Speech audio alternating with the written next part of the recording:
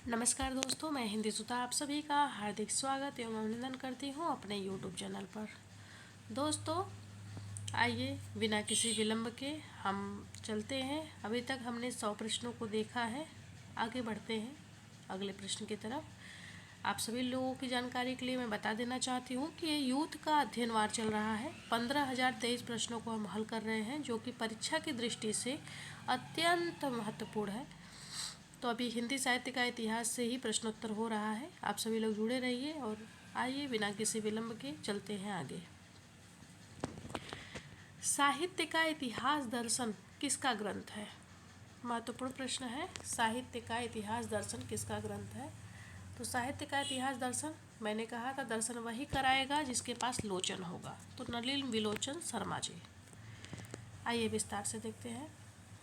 साहित्य का इतिहास दर्शन नलिन विलोचन शर्मा द्वारा रचित हिंदी साहित्य इतिहास ग्रंथ है।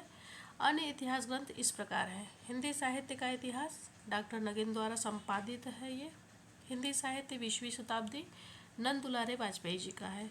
तो ध्यान रखिएगा, हिंदी साहित्य 20वीं शताब्दी किसका है? नंद दुलारे वाजपेयी जी का है। चलिए अगले प्रश्न की तरफ बढ़ते हैं। प्रश्न है, रीतिकाल का समय था। तो रीतिकाल का समय क्या था? तो ध्यान रखिएगा 1700 से 1900 विक्रम संवत तक।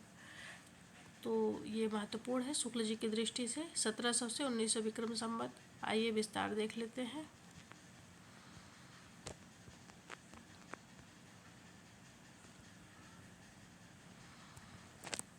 आचार्य शुक्ल ने हिंदी साहित्य का जो काल विभाजन किया है उसके अनुसार रीतिकाल की समय सीमा संवत 1700 से 1900 विक्रम संवत तक आती है, तथा अन्य कालों की समय सीमा इस प्रकार है। आदिकाल तथा आदिकाल को उन्होंने वीरगाथा काल नाम दिया है, 1050 से 1375 विक्रम संवत।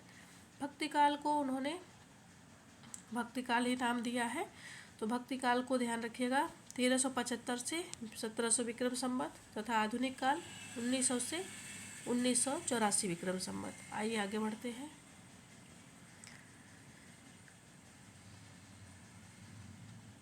हिंदी साहित्य के प्रारंभिक काल को वीरगाथा काल नाम किसने दिया? तो ये महत्वपूर्ण है। वीरगाथा काल आप जानते हैं अत्यंत चर्चित है, आचार्य शुक्ल जी ने दिया था, आचार्य रामचंद्र शुक्ल जी ने। तो ध्यान रखिएगा, विस्तृत देखते हैं। हिंदी साहित्य के इतिहास लेखन की परंपरा को वैज्ञानिक आधार देकर उसे सुव्यवस्थित करने का श्रेय आचार्य रामचंद्र शुक्ल को है। इन्होंने ही हिंदी साहित्य के प्रारंभिक काल को वीरगाथा काल नाम दिया। तो ध्यान रखिएगा, वैज्ञानिक आधार लेकर के सुव्यवस्थित करने का श्रेय किसको जानता है? तो शुक्ल जी को जाता है। चलिए आगे देखते हैं।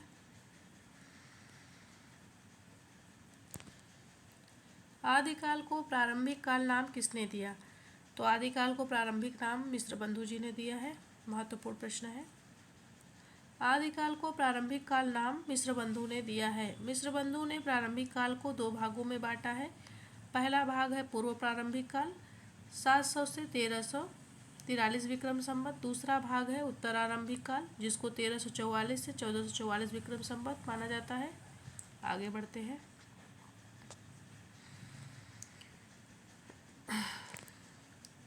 आदिकाल को बीज वपन काल नाम किसने दिया? तो महावीर प्रसाद द्विवेदी जी ने दिया है। बहुत महत्वपूर्ण जो ये प्रश्न है ये बार बार पूछा जाता है। आदिकाल को बीज वपन काल नाम किसने दिया? तो महावीर प्रसाद द्विवेदी जी ने दिया। तो ध्यान रखिएगा, आप हर कोई अपने जो जीवन का बीज है, अर्थात कि कहीं भी आप बीजारोपण करते हैं तो महान अर्थात महावीर याद करने की दृष्टि से महान बीज लगाते हैं, जिसको कि महावीर प्रसाद द्विवेदी जी ने कहा है। तो बीज वपन काल किसको कहा है? आदिकाल को कहा है। ध्यान रखिएगा। चलिए आगे बढ़ते हैं।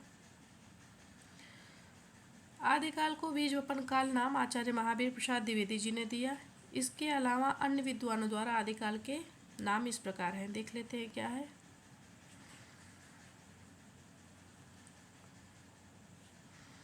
दोस्तों जो मैं ट्रिक बता रही हूँ वो याद करने की दृष्टि से बता रही हूँ। बाकी आप लोगों को मैं बार बार कहती हूँ कि मूल रचना और मूल रचनाकार को अवश्य याद रखिएगा, क्योंकि ट्रिक कभी कभी भूल जाता है। चारण काल किसने दिया? तो ग्रियर्सन ने दिया। प्रारंभिक काल मिश्रबंधु ने दिया। वीर गाथा काल नाम रामचंद्र शुक्ल ने। आदिकाल नाम हजारी प्रसाद द्विवेदी ने। संधि काल एवं चारण काल नाम रामकुमार वर्मा जी ने दिया। सिद्ध सामंत काल राहुल सांकृत्यायन जी ने दिया। और अपभ्रंश काल धीरेन्द्र वर्मा जी ने दिया। आइए आगे बढ़ते हैं। हिंदी साहित्य का इतिहास सबसे पहले किसने लिखा? तो ध्यान रखिएगा, हिंदी में हिंदी साहित्य का इतिहास सबसे पहले किसने लिखा है? तो महत्वपूर्ण है, हिंदी में हिंदी साहित्य का इतिहास सबसे पहले लिखा है शिव सिंह सेंगर ने। महत्वपूर्ण प्रश्न है। आगे बढ़ते हैं।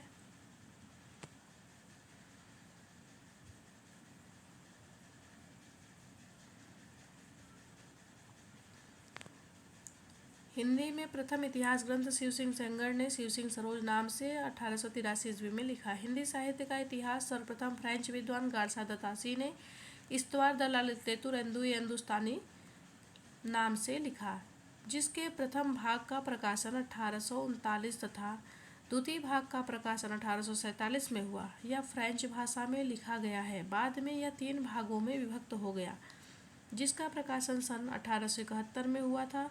यह ग्रंथ ग्रेट ब्रिटेन और आयरलैंड की प्राच्य साहित्य अनुवादक समिति की ओर से पेरिस में मुद्रित किया गया था। तो ध्यान रखिएगा कि जो ये गारसा दतासी जी ने अपनी रचना की थी, उसकी बात तो हमने कर ही ली। आगे बढ़ते हैं।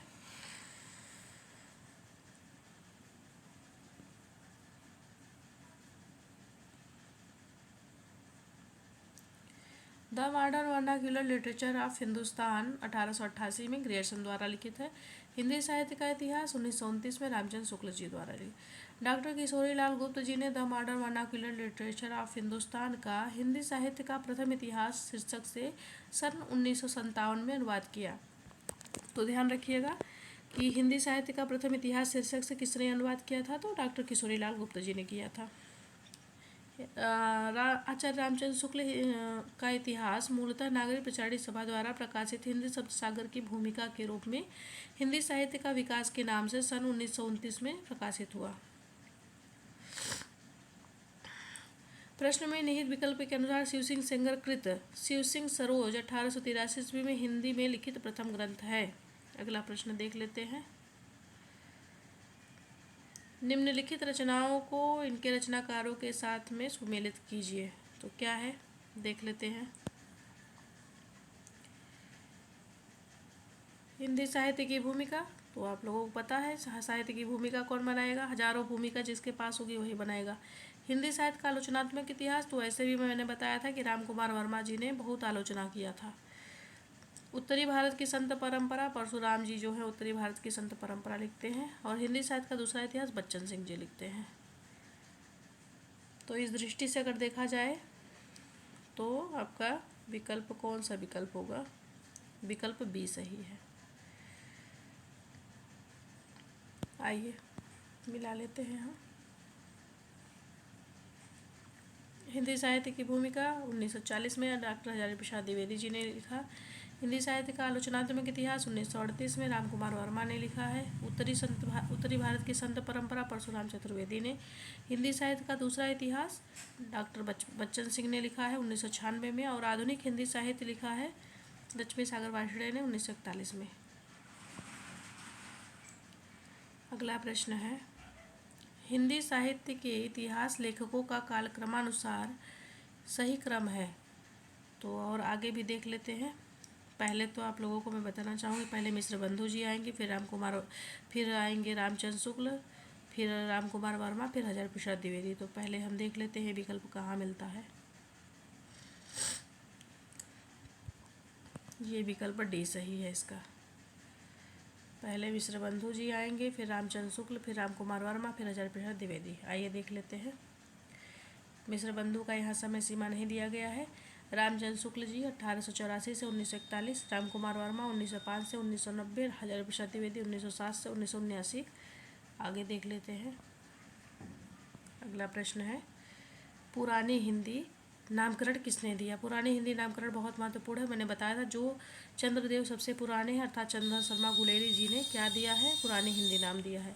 सर्वप्रथम चंद्र शर्मा गुलेरी ने उत्तर अपभ्रंश को पुरानी हिंदी का नाम दिया। आचार्य रामचंद्र शुक्ल ने प्राकृताभास हिंदी तथा भोलाशंकर व्यास ने हिंदी के आरंभिक काल को अवहट्ट कहा है। तो ध्यान रखिएगा, भोलाशंकर व्यास जी ने आरंभिक काल को क्या कहा है? अवहट्ट कहा है। रामचंद्र शुक्ल ने प्राकृताभास कहा है और चंद्र शर्मा गुलेरी ने उत्तर अपभ्रंश को पुरानी हिंदी कहा है। आगे देखते हैं। हिंदी साहित्य का नया इतिहास, हिंदी साहित्य का वैज्ञानिक इतिहास, हिंदी साहित्य का आलोचनात्मक इतिहास, हिंदी साहित्य और संवेदना का विकास। तो हिंदी साहित्य का नया इतिहास इसमें विकल्प ही नहीं है, रामखिलावन पांडे जी का है। ये इसमें विकल्प गलत दिया हुआ है। तो हिंदी साहित्य का नया इतिहास किसने लिखा है? रामखिलावन पांडे जी। किसने लिखा है? ध्यान रखिएगा, इसमें ये उत्तर है नहीं। अब हम लोग बाद में देखेंगे कि इसके व्याख्या में क्या है। रामखिलावन पांडे जी ने किया था, ध्यान रखिएगा। हिंदी साहित्य का नया इतिहास कौन लिखता है? रामखिलावन पांडे जी लिखते हैं।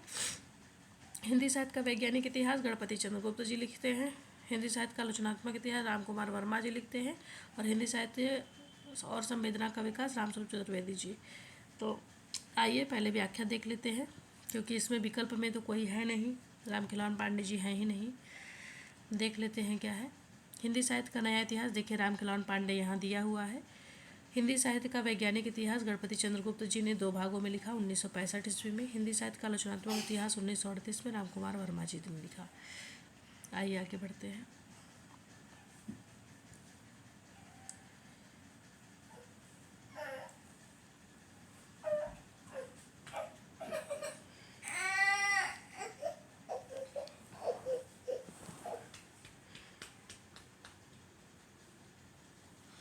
हिंदी साहित्य और संवेदना का विकास 1986 ईस्वी में रामस्वरूप चतुर्वेदी जी ने लिखा। हिंदुई साहित्य का इतिहास अनुवादित ग्रंथ है, 1952 में लक्ष्मी सागर वार्ष्णेय जी ने लिखा। हिंदी साहित्य का नया इतिहास के लेखक रामखिलावन पांडे जी हैं, जबकि विकल्प के अनुसार यूजीसी ने बच्चन सिंह को माना है, अतः प्रश्न त्रुटिपूर्ण है। बच्चन सिंह ने हिंदी साहित्य का दूसरा इतिहास लिखा है।